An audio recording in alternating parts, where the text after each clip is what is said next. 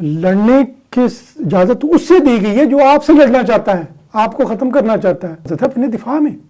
بھیا آپ نے دفاع نہیں اپنا کرنا، دفاع میں اجازت دی گئی. اس میں بھی کچھ پابندیاں ادائے گی، ان حدود کو کراس نہیں کرنا. کوئی اگر مر گیا لاش ہے کسی کی، اس مسئلہ نہیں کرنا. کوئی بچہ ہے تو اسے نہیں کچھ کہنا، عورت ہے اسے نہیں کہنا. بسم اللہ الرحمن الرحیم. پروفیسر صاحب السلام علیکم ورحمۃ اللہ. وعلیکم السلام ورحمۃ اللہ وبرکاتہ. آج کل ہم دیکھ رہے ہیں کہ بحیثیت احمدی ہماری نظر خلافت کی طرف ہوتی ہے، وہیں سے ہم رہنمائی لیتے ہیں، وہیں سے ہم ہر چیز کی لیڈ لیتے ہیں. حضور انور ایدہ اللہ تعالیٰ بنصرہ العزیز ایک عرصے سے حضور صلی اللہ علیہ وآلہ وسلم کے جو مہمات ہیں، جو غزوات ہیں، جو سرایہ ہیں، ان کی تاریخ بیان کر رہے ہیں، ان کا ذکر کر رہے ہیں. اور دوسری طرف دنیا میں بھی ایک عرصے سے، کئی سالوں سے جنگ باقاعدہ ہو بھی رہی ہے بعض علاقوں میں، اور بڑی جنگ کا خطرہ بھی منڈلا رہا ہے. تو ایک حکمت جو ہمیں نظر آتی ہے وہ یہ کہ حضور صلی اللہ علیہ وآلہ وسلم کا جو اسوہ ہے جنگوں کے لحاظ سے، اس کو دنیا کے سامنے پیش فرما رہے ہیں کہ دیکھیں کس طرح حضور صلی اللہ علیہ وآلہ وسلم نے ان مشکل حالات میں طرز عمل اپنایا.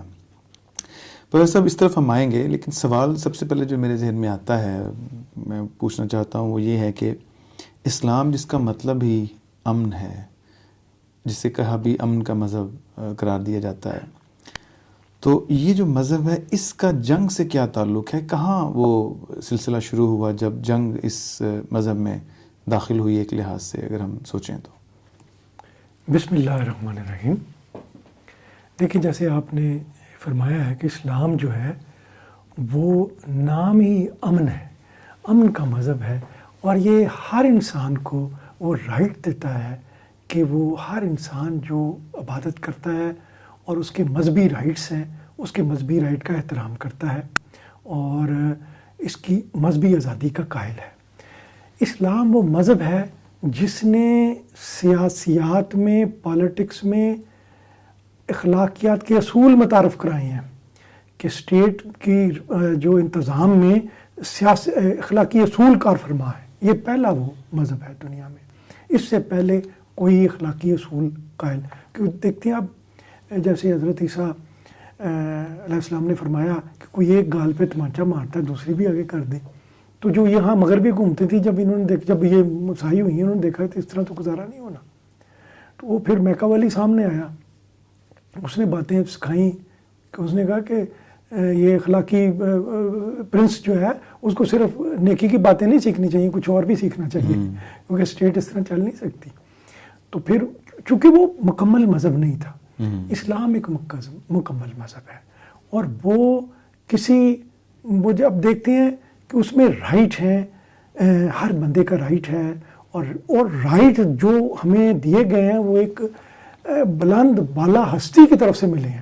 دیکھیں نا، اب آج کل دنیا میں کیوں فساد ہے؟ کیونکہ اسٹیٹس یہ سمجھتی ہیں کہ اوپر کوئی ہستی نہیں ہے جس نے ہمیں رول دینے ہیں، لہذا اگر بچاؤ کا کرنا ہے سامان تو ہم نے خود ہی کرنا ہے اپنا. وہاں ایک پاور کی ریس چل پڑی ہے. جیسے کوئی ڈارون کے جو اصول تھے کہ جی اسٹرگل فار یعنی سروائیول اور فٹنس کے اصول، جی وہ پالیٹکس میں آ گئے ہیں. بھیا اسٹیٹ نے ہم نے جو کرنا ہے وہ ہم نے ہی کرنا ہے، اور اس ویکیوم میں جتنی حفاظت آپ کر لیں جتنی طاقت آپ حاصل کر سکیں اور جتنی مینج کر سکیں وہ کر لیں، کیونکہ آپ کے اوپر کوئی نہیں جو آپ کی حفاظت کر سکے. یعنی آپ کے مطابق جو جتنا طاقتور ہے اتنی ہی اس کی اسٹرانگ ہے، اس کی اسٹرانگ ہے، اس کی حفاظت، اس کی بنیاد طاقت پہ، اخلاقیات پہ نہیں. لہٰذا طاقت آپ حاصل کریں، اور جو طاقت کا جو ریاست کے لیے کوئی اخلاقی اصول نہیں ہے. ریاست ہر چیز جو ہے اس کی سروائیول کے لیے ہر چیز جائز ہے ریاست کی. ویسے مجھے یہ بتایا، آپ نے بہت ہی خوبصورت یہ الفاظ استعمال کیے کہ اسلام یہ کہتا ہے کہ ہر ایک کے رائٹ ہیں. آپ ایک فریق سے جنگ لڑ رہے ہیں تو جو آپ کا دشمن ہے، اسلام اس کے بھی کوئی حقوق، کوئی رائٹس بیان کرتا ہے؟ دنیا تو کہتی ہے کہ all is fair in love and war. نہیں، اسلام دیکھیں قرآن پاک میں جیسے آپ اذن للذین یقاتلون بانہم ظلموا، اگر آپ کے ساتھ کسی لڑے اس لیے کہ آپ نے ظلم کو روکنے کے خلاف آواز اٹھائی ہے. بھائی آپ نے جب کسی کے میں خدا کی عبادت کرنا چاہتا ہوں تو آپ کے ہی نہیں، آپ نہیں کر سکتے، تو ظلم کریں دوسرے پہ. اور کیا کہ آپ جب دیکھتے ہیں اسلامی جو ریاست ابھری ہے تو اس میں کیا کیا ظلم نہیں کیے گئے.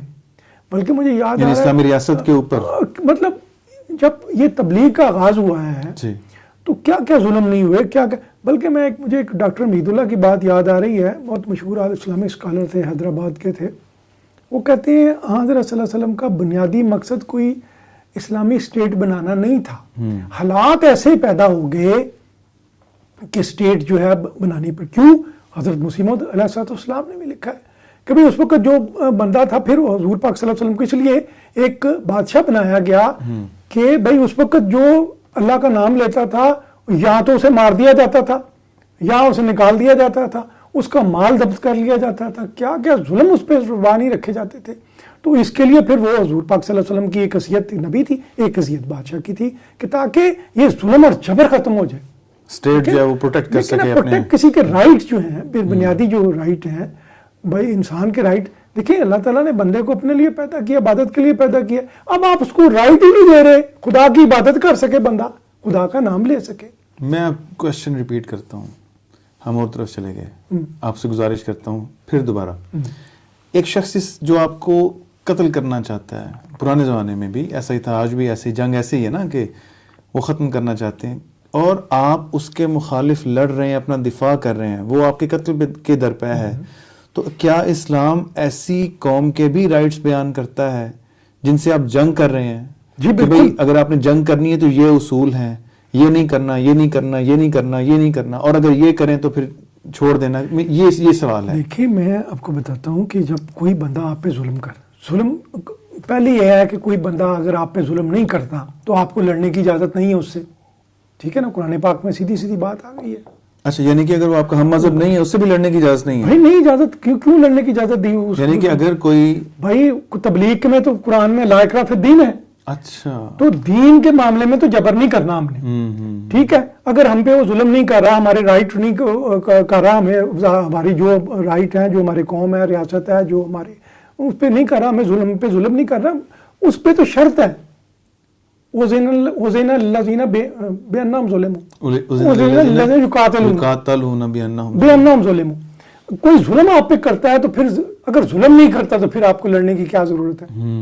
اس نے اگر آپ کی کوئی غصب نہیں کر لیا حقوق. تو کیا بالفاظ دیگر ہم یہ کہہ سکتے ہیں کہ جنگ اسلام اس وقت جائز قرار دیتا ہے کہ اگر جنگ نہ کی جائے تو اس وقت اسلام کو یا آپ کے وجود کو خطرہ درپیش ہوگا, اگر آپ اسے جنگ نہیں کریں گے اپنے دفاع کے لیے تو وہ آپ کو ختم کر دے گا. اور دیکھیں نا حضور پاک صلی اللہ علیہ وسلم نے فرمایا ایک موقع پہ جب حضرت اسامہ نے بندے کو قتل کر دیا, لا الہ الا اللہ محمد رسول, کلمہ پڑھا اس نے. بالکل بیسیکلی ہم تو نہیں دل یہ بیسیکلی اس کا اعلان تھا کہ میں اب نو مور, میں جنگ نہیں کر رہا آپ سے. یہ اعلان تھا اس کا کلمے سے کہ میں آپ کی پارٹی میں شامل میں پارٹی میں شامل نہیں, اس سے پارٹی میں شامل تو ہو گیا, لیکن سب سے بڑا اعلان یہ تھا کہ میری اب آپ سے جنگ نہیں ہے. لیکن پھر حضور پاک صلی اللہ علیہ وسلم جب اس نے یہ اعلان کر دیا کہ میں جنگ نہیں کر رہا آپ سے, تو پھر آپ نے کیوں کیا یہ بات؟ وہ تو دلوں کا حال تو اللہ جانتا ہے نا. حضور نے فرمایا نا, حضور صلی اللہ علیہ وسلم نے اس کا دل چیر کے دیکھا, دل چیر کے دیکھا, ٹھیک ہے. وہ انہوں نے کہا نہیں, وہ تو ڈر کے, بیسیکلی اس کا اعلان تھا کہ جی میری اب آپ سے جنگ نہیں ہے. اس نے اپنا اعلان کر دیا تھا, بالکل جنگ ختم کر دی تھی اپنی. اور یہ اسامہ بن زید تھے جو حضور کے منہ بولے بیٹے کے بیٹے تھے اور بہت پیارے تھے حضور کو. اس نے فرمایا کہ آپ نے کیوں نہیں, کہ اب کیا کرو گے تم. تو بیسیکلی اس کا یہ اعلان تھا کہ بھئی میں آپ سے جنگ نہیں کر رہا, میری آپ سے جنگ نہیں. اگر وہ صلح پہ آ جائے تو آپ صلح کر لیں. پھر ان کے رائٹس ہیں, آپ نے ان کے مطلب کسی ایون کسی بچے کو نہیں مارنا, بوڑھے کو نہیں مارنا. عورتوں پہ آپ جانتے ہیں غزوہ احد میں حضرت ابو دجانہ رضی اللہ تعالیٰ عنہ کس طرح تلوار لے کے جا رہے تھے, اور ہندا پہ وہ پہنچ گئے تھے, سر پہ رکھ لی تلوار, لیکن انہوں نے کہا حضور پاک صلی اللہ علیہ وسلم کی تلوار ہے, عورت پہ نہیں اٹھنی, اٹھا لی انہوں نے, عورت کو کچھ نہیں کہا. اور یہاں آج کل کیا ہو رہا ہے, وہ کہتے ہیں جی ہم نے ایک ٹارگٹ ڈھونڈا ہوا تھا, سول بندوں میں بیٹھا ہوا تھا, اور لہٰذا ہم نے وہ سارے سول بندے, عورتیں, بچے زیادہ تر, وہ مار دیا انہوں نے. کوشش کرتے ہیں یہ کہ کوئی بہانہ ان کا یہ ہوتا ہے کہ اس میں ایک بندہ بیٹھا تھا دہشت گرد, ہم نے بمباری کی ہے, اس میں ایک آدمی بیٹھا ہوا تھا, اگر کوئی 12 30 20 25 اور سول بھی مر جائیں بچے میں تو کوئی حرج نہیں ہے, کیونکہ ایک ان میں ٹیررسٹ بیٹھا ہوا. تو یہاں کیا ہے, جنگ میں آنے والی عورت جو بھڑکا رہی ہے اور بندوں کو, اور اس کو انہوں نے کہا نہیں جی عورت ہے. جس نے بندے کی ڈیوٹی لگا رکھی ہے کہ فلاں کا تم اگر کلیجہ لے کے آؤ گے تو اس کو بھی انہوں نے دیکھیں عورتوں کو کچھ نہیں کہنا, بچوں کو کچھ نہیں کہنا. پھر یہ ہے کہ اگر دیکھیں وہ حضور پاک صلی اللہ علیہ وسلم جب غزوہ بدر کے موقع پہ تشریف لے گئے ہیں تو اس موقع پہ پانی پہ مسلمانوں کا قبضہ تھا. جب کافر پانی لینے کے لیے آئے ہیں تو آپ نے اجازت دے دی کہ ٹھیک ہے پانی. کیا بات ہے جی, بالکل ٹھیک ہے نا, رائٹ ان کے رائٹ نیچر پہ ان کے رائٹ ہے. یہ بھی نہیں کہا نہیں جی بھی وہ تھا. اور اس کی بنیادی وجہ یہ ہے کہ دنیا میں کوئی مذہب نہیں ہے, کوئی یقین نہیں ہے. آپ بتائیں نا, کیا جب لوگوں کو یقین نہیں ہے اس بات کا کہ ہمیں اوپر کوئی اتھارٹی بیٹھی ہوئی ہے جو چاہے تو وہ ہمیں ان کے ظلم سے نجات دے سکتی ہے, ہم نے جتنی کوشش کرنی تھی کر لی, اس کے اصولوں کے مطابق چلتے ہوئے, جو اصول خدا تعالیٰ نے فرمائے ہیں ان پہ چلتے ہوئے ہم نے پورا کر دیا, اپنا کام پورا کر دیا. تو دیکھیں نا حضور پاک صلی اللہ علیہ وسلم نے ساری رات دعا کی اور پھر وہ خوشخبری لے کے آئے ہیں کہ یہ لوگ پیٹ پھیر جائیں گے, ان کو ہزیمت ہوگی.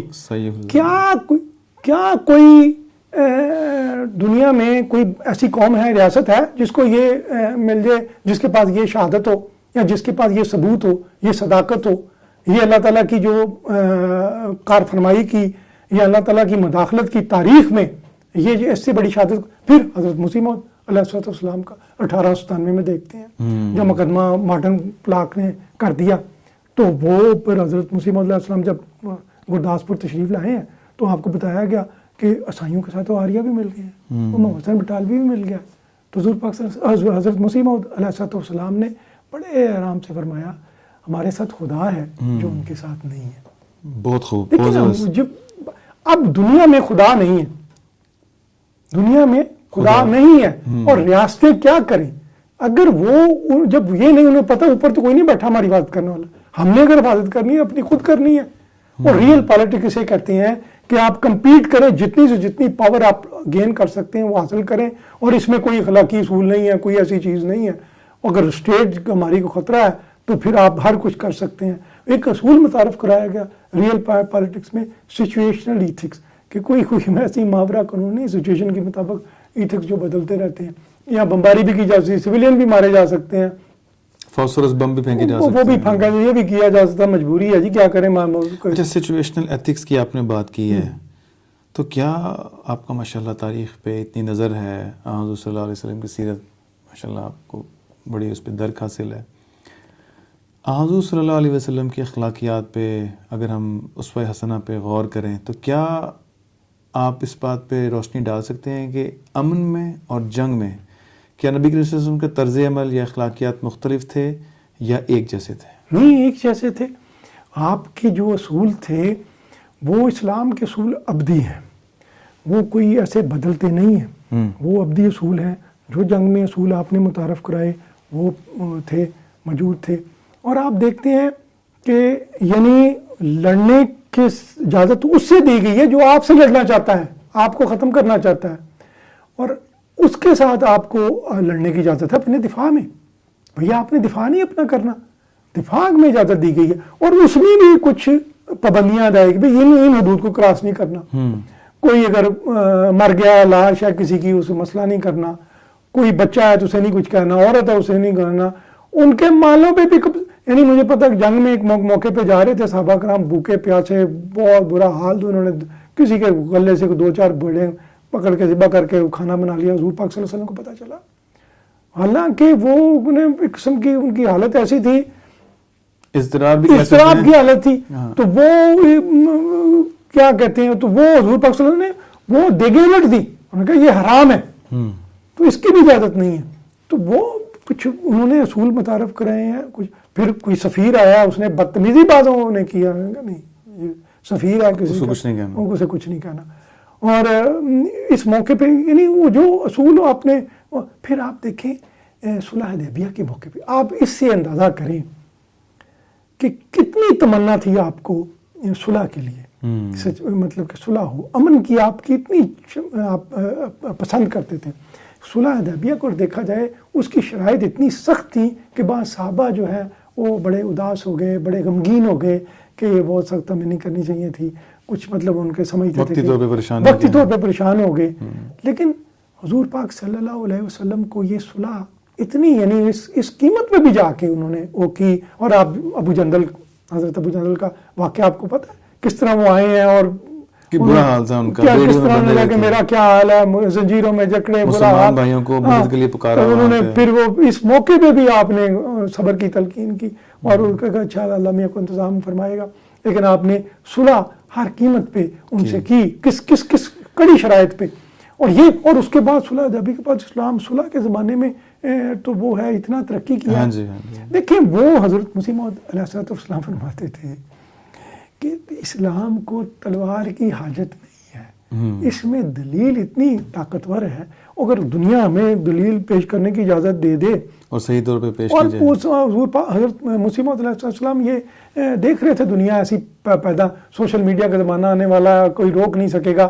تو آپ نے کہا کہ یہ دیکھیں یہ جو دین کے معاملے میں اس کو آزادی ہے آپ کریں, جس کو صرف اتنا ہم رائٹ مانگتے ہیں بھئی ہمیں کم از کم یہ اپنی جو پریکٹس ہے عبادت ہے خدا کی جس نے پیدا کیا اس کی عبادت تو کرنے دو ہمیں. یعنی کہ دنیا میں اتنا امن قائم ہو جائے کہ ہر کسی کو اپنے مذہب یا اپنے طریقے سے اللہ تعالیٰ کی عبادت کرنے کی اجازت ہو. اچھا دوبارہ آتے ہیں ہم جنگوں پہ بات کریں پروفیسر صاحب. اب پھر جس طرح آپ نے ذکر فرمایا کہ ایک تو یہ کہ جنگ اس صورت میں کی گئی جب کہ مسلمانوں پہ ظلم ہو رہا تھا, مسلمانوں نے جنگ کی نہیں, خود سے جنگ کی نہیں, مسلط کی گئی ان پہ. دوسری بات یہ ہے کہ جیسے کہ ہم آج کل دیکھ رہے ہیں کہ جو ترقی یافتہ قومیں ہیں ان قوموں کے اندر تو انصاف پایا جاتا ہے, لیکن جب وہ کسی قوم سے جنگ کرتے ہیں تو پھر انصاف کا کوئی تعلق نہیں. عراق کی جو جنگ ہوئی اس میں انہوں نے لاکھوں افراد کو قتل کر دیا, ان کی جان سے ہاتھ دھو بیٹھے, اور کوئی ان جنگ کرنے والوں کے خلاف کوئی کارروائی نہیں ہوئی, انہوں نے معذرت کی اور وہ بچ گئے.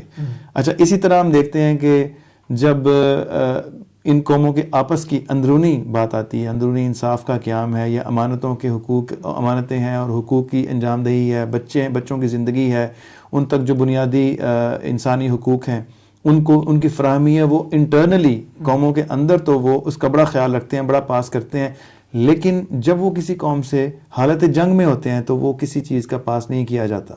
لیکن نبی کریم صلی اللہ علیہ وسلم کی زندگی میں ایسا نہیں تھا. اس کی کچھ مثالیں بیان کرتے ہیں. دیکھیے حضرت صلی اللہ علیہ وسلم کی ساری, اب میں یہ بتاتا ہوں نا اس دفعہ دنیا میں جو ورلڈ آرڈر ہے وہ یہ ہے کہ جب سوشلزم تھا اس وقت یہ تھا کہ اگر کوئی سوشلسٹ بلاک میں, رشیا کے بلاک میں کوئی غریب ملک بھی شامل ہے, کمزور مظلوم قوم بھی, تو ویٹو کر کے وہ اس کا رائٹ کی حفاظت کر لیتا تھا.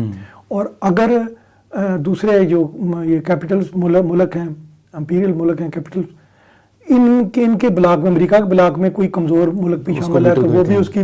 لیکن اب کیا ہوا ہے, اب آپس میں تو وہ ایک بیس پہ کچھ نہ کچھ کر سکتے ہیں, لیکن غریب کی حفاظت کرنے والا, مظلوم کی حفاظت کرنے والا دنیا میں کوئی نہیں رہا.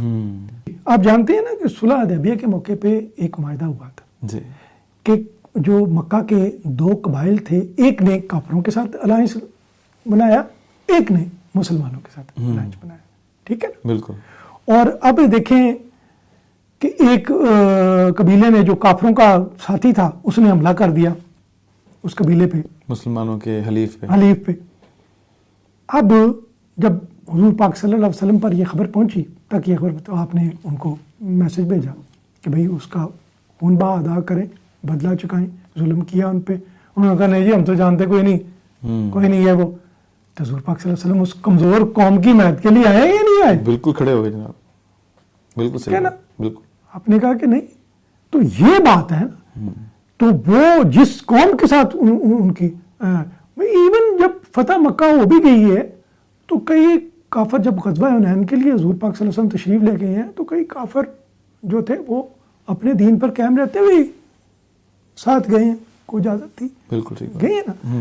تو اس میں رائٹ ہے, اور کمزور قوم نے معاہدہ کیا تھا آپ کے ساتھ, آپ اس کے لیے کھڑے ہو گئے ہیں, بالکل صحیح بات. ٹھیک ہے نا. اس کے کسی پہ ظلم میں ہم یہ نہیں کہ آپ بڑے طاقتور ہیں تو لہذا ہم کمزور معاملے ہیں چپ کر کے بیٹھ جائیں گے, نہیں.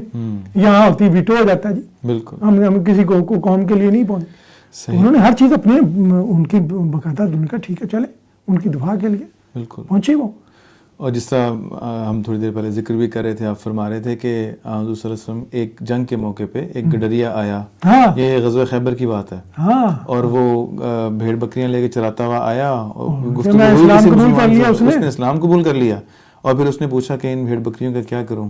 تو نبی کریم صلی اللہ علیہ وسلم نے فرمایا کہ ان کو قلعے کی طرف رخ کر کے اشارہ کر دو، قلعے کی طرف بھیج دو، چلے جائیں گی، رکھا نہیں ہے کہ بھئی ہمارے پاس ناجائز مال نہیں پہلے بیٹھے ہوئے تھے، بالکل، جہاں یہ آج کل ہو جاتا. اچھا یہ تو ہو گیا یہ والی بات. ایک جو بہت بڑی وائلیشن ہوتی ہے وہ ہوتی ہے کہ جب جنگ ہو جاتی ہے اور جو مفتوح قوم ہوتی ہے، ہم نے دیکھا جنگ عظیم اول کے بعد بھی جو حال انہوں نے کیا سلطنت عثمانیہ کا، آج تک وہ فلسطین کا مسئلہ اور وہ جو مینڈیٹ تھا برطانیہ کا، اس نے جو بھی فیصلہ کیا، یہ الگ بحث ہے، ہم اس پہ ذکر کر چکے ہیں. لیکن اس کے بعد پھر یہ جو عراق کی جنگ ہوئی اور افغانستان کی جنگ ہوئی، پھر گوانتانامو بے، قیدیوں کے ساتھ بہت برا سلوک کیا جاتا ہے. جنگی قیدی تو کہتے ہیں کہ جی بہت ہی برا سلوک کیا جاتا ہے اس کے ساتھ، کیسے بیڑیاں باندھ کے اور القاعدہ کے نام لے کے، بہت سے بعد میں بے قصور بھی نکلے جو بعد میں بہت سارے معاملات ہیں.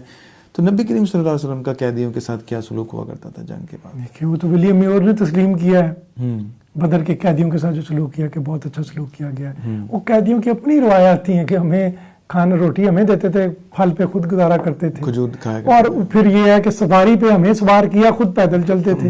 جو حقوق قیدیوں کے دیے ہیں آپ نے، جو ان کو سہولتیں دی ہیں، پھر آپ نے یہ فرمایا کہ بھئی کوئی اچھا، پھر یہ ہے کہ قرآن میں بھی، قرآن پاک میں بھی ہے کہ یا تو ان کو احسان کر کے چھوڑ دو یا فدیہ لے کے.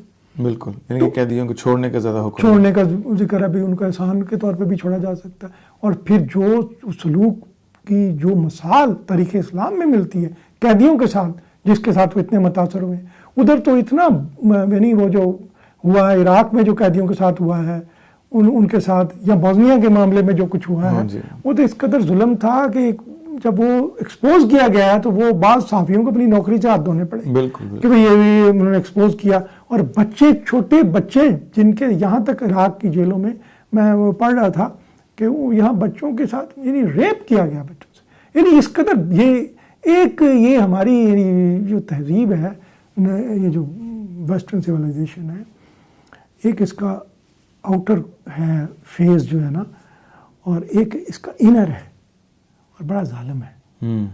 پر ہے ٹھیک ہے، لیکن ایک اندر بھی ہے. وہ بہت، اس نے جو پروٹیسٹنٹ اور کیتھولک کے درمیان صلح ہوئی ہے اس وقت ہوئی ہے جب انہوں نے دیکھا کہ ہم ایک دوسرے کو ختم نہیں کر سکتے. تب انہوں نے سوچا کہ اب جب ختم نہیں کر سکتے ایک دوسرے کو، تو تب انہوں نے سمجھ ریئلائز کیا، لیکن کافی عرصے بعد، کافی نقصان ایک دوسرے کا کرنے کے بعد ان کو لیے. لہٰذا اندر کا جو ان کا ہے نا ایک فیز اندر والا، وہ تو یہ کہ اندر سے تو یہ کہتے ہیں نا کہ wade through blood and reach the throne, کہ خون کے بے شک ندیوں سے گزر جاؤ لیکن تخت تک پہنچو، حکومت تک پہنچو. بڑا ظالم ہے.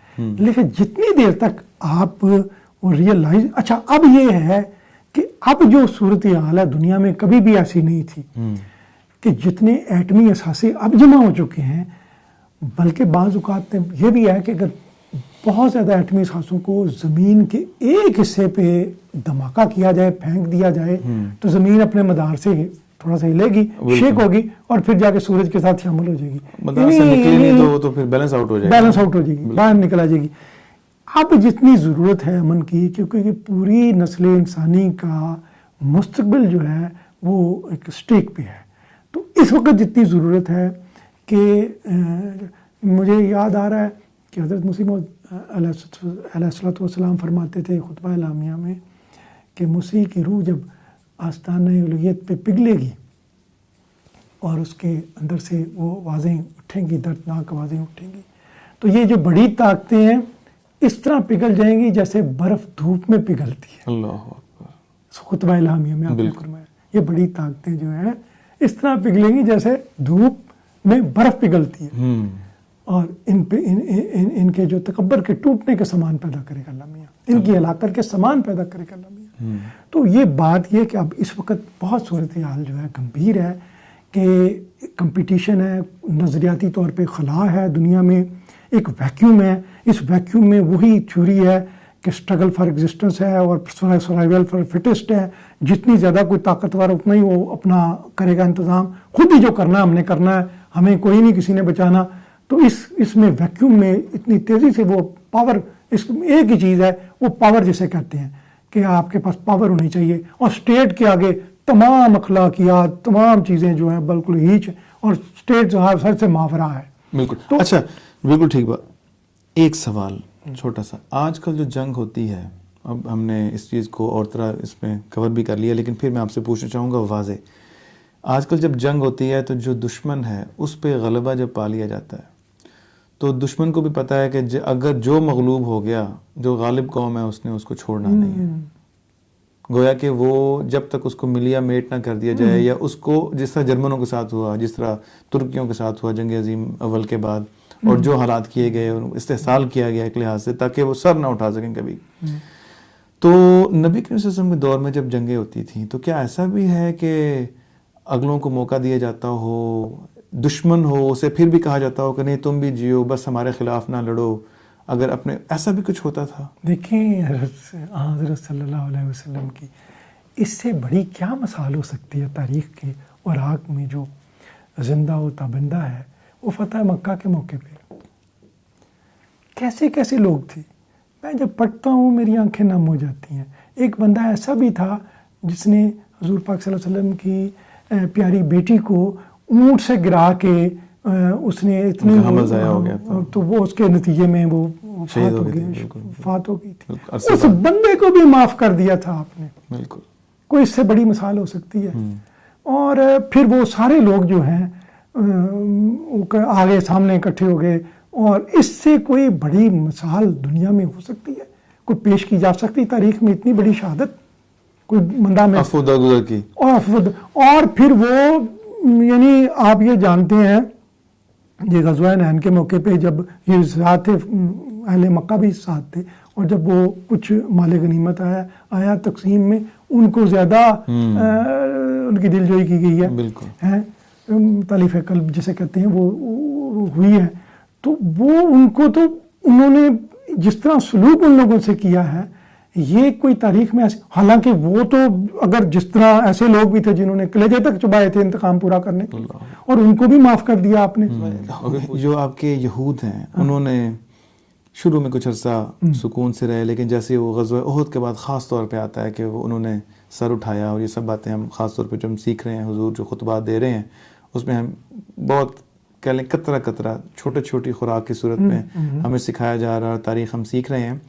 تو غزوہ جو احد کے بعد یہودیوں نے سر اٹھایا, اور پھر وہ ان کا فتنہ بہت آگے بڑھا, لیکن نبی کریم صلی اللہ علیہ وسلم نے بالآخر ان کی سرکوبی کی جا کے غزوہ خیبر میں. اور وہ جو قلعے تھے جن کی 5 کے قریب تعداد بتائی جاتی ہے, بہت سارے شہداء بھی ہوئے, اور وہ قلعے ایسے تھے, مجھے موقع ملا وہ دیکھنے کا کہ گویا وہ اوپر کی چٹانوں میں ہوتے تھے اور مسلمانوں کو نیچے سے اوپر چڑھنا پڑتا تھا, اور کبھی اوپر سے پتھر پھینک دیا جاتا تھا, کبھی اوپر سے تیر اندازی ہوتی تھی. غزوہ خیبر کے بعد ان کی مطلب کیا ان کو ختم کر دیا گیا یہودیوں کو, یا کیا ہوا؟ آپ یہ دیکھیں, یہ چارٹ آف مدینہ دیکھیں جو پہلے یہودیوں سے ہوا ہے جی, اس کے 2 حصے ہیں. ایک غزوہ بدر سے پہلے تھا حصہ, اور ایک غزوہ بدر کے بعد. ڈاکٹر حمید اللہ کا خیال ہے کہ 2 اس کے پارٹ ہیں, ایک غزوہ بدر سے پہلے کا جو وہاں ہوا ہے, اور ایک اس کے بعد جب غزوہ بدر کے بعد یہودیوں سے. ان میں پہلی بار سیاست میں اخلاقی اصول متعارف کرائے ہی حضور پاک صلی اللہ علیہ وسلم نے ہے. دیکھیں نا کہ بھئی یہ سیاسیات میں اخلاقی اصول ہیں, اس میں ان کے رائٹ تسلیم کیے گئے ہیں یہودیوں کے, بھئی یہ آپ کے رائٹ ہیں, اس طرح ہیں, اس طرح ہیں, اور جو بھی ہے کوئی جو جرم کرے گا اس کو اس کی کرنا پڑے گا, اور اس طرح پورا ان کے رائٹ ان کو پورے دیے گئے ہیں. لیکن وہ کرتے رہے, شرارتیں اپنی جو کنٹینیو رکھی ہیں. پھر یہ جو ہے بنو قریظہ کے موقع پہ کچھ ہوا ہے جنہوں نے معاہدہ توڑا ہے, ایک انہوں نے, اس میں یہ ہے وہ بھی حضور پاک صلی اللہ علیہ وسلم نے فیصلہ نہیں فرمایا, وہ فیصلہ انہوں نے حضرت سعد بن عبادہ حضرت سعد بن معاذ رضی اللہ عنہ نے فرمایا, ان کی اپنی, اور انہوں نے مقرر کیا, پھر انہوں نے بائبل کے مطابق فیصلہ کیا. وہ تو خیر ایک الگ ٹاپک. پھر یہ غزوہ خیبر پہ جب دیکھیں, یہ یہاں تک بھی آیا کہ یہودیوں نے شاہ ایران نے جو خط لکھا تھا یمن کے جو گورنر کو کہ جو حضور پاک صلی اللہ علیہ وسلم کو لے کے مجھے پیش کیا جائے, وہ یہودیوں کی وہاں پہ تھا.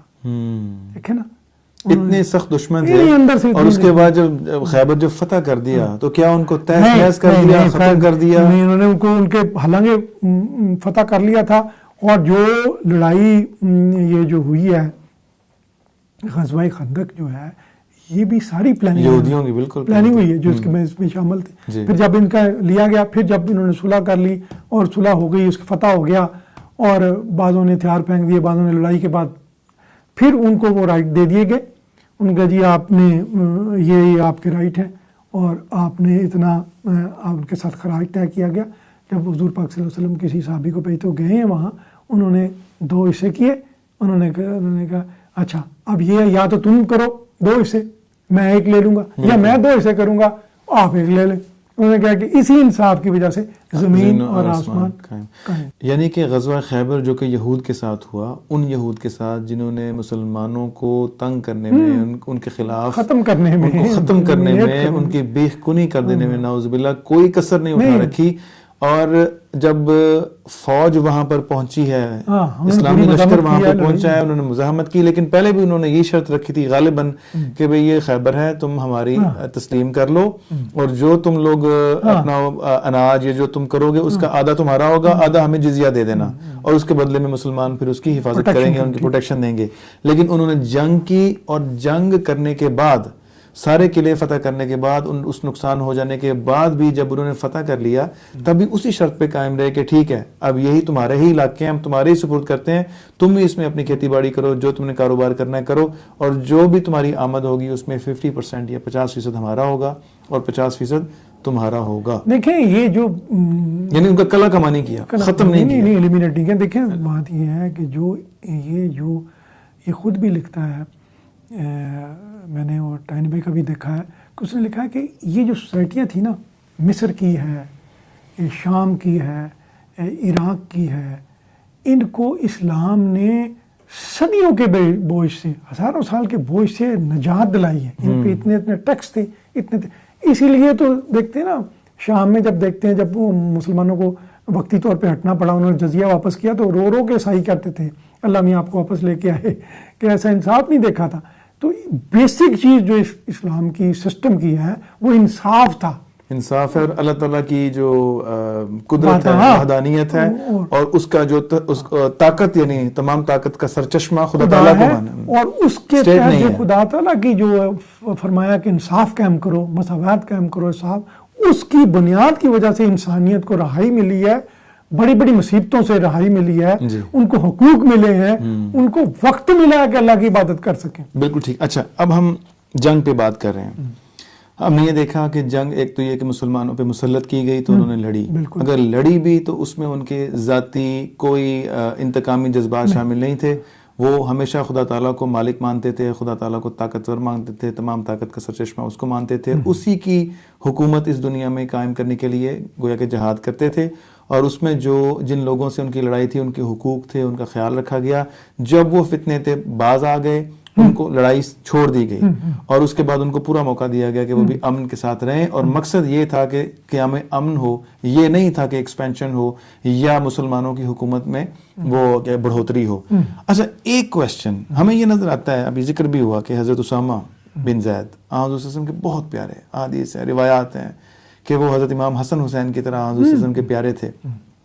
ان سے ایک, اگر ہم دیکھیں آج کے دور میں, ایک وار کرائم ہوا کہ ایک بندہ جس نے کلمہ پڑھ لیا اور جس نے گویا کہ جنگ کرنے سے اپنے ہاتھ اٹھا لیے, انہوں نے اس کو بھی قتل کر دیا. یہ وار کرائم کی ایک شکل نظر آتی ہے, اور حضور صلی اللہ علیہ وسلم نے اس پہ سخت سرزنش کی, اور اس قدر سرزنش کی کہ وہ کہتے ہیں کہ کاش آج سے پہلے میں مسلمان نہ ہوا ہوتا اور میں اس کے بعد مسلمان ہوتا. آج کے دور میں جو وار کرائمز ہیں یہ ہمیں کب ماڈرن ہسٹری میں وار کرائمز کے اوپر کسی عدالت کا متحرک ہو جانا اور اس پہ سزائیں دیے جانا, یہ کب شروع ہوا؟ ہم تو بات کریں 1400 سال پہلے کی, تو موجودہ دور میں کب شروع ہوا؟ جنگ عظیم اول کے بعد, جنگ عظیم دوم کے بعد, 300 سال پہلے, 500 سال پہلے. کوئی آپ کو مثال تاریخ میں نظر آتی ہے کہ وار کرائم پہ سزا دی گئی ہو اپنے ہی فوج کے یا فوجی کو کہ تم نے بھی وار کرائم کیا؟